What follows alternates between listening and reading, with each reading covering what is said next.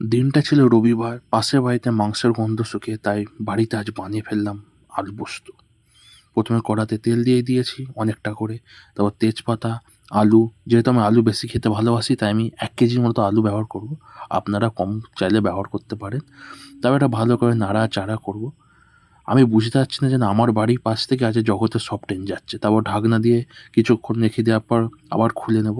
তারপর নুন দিয়ে দেবো সের মধ্যে, স্বাদের জন্য হলুদ, লঙ্কা গুঁড়ো দেবো আমি এর মধ্যে। তারপর ভালো করে নাড়াচাড়া করব।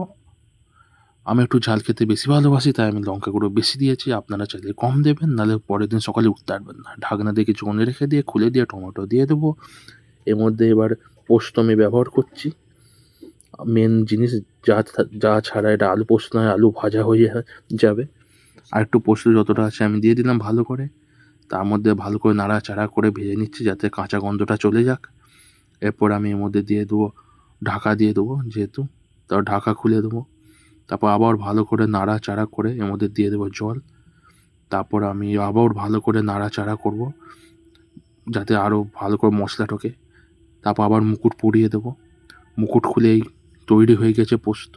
এটা অনেকক্ষণ রাখতে হয়েছিল, তার জন্য এরকম গ্রেভি ফিল আসছে। আপনারা চাইলে এরকম রেখে দিতে পারেন। এরপর আপনারা ভাত, মুড়ি যার সাথে ইচ্ছা খেয়ে নিতে পারেন। দয়া করে পান্তা ভাতের সাথে খাবেন না।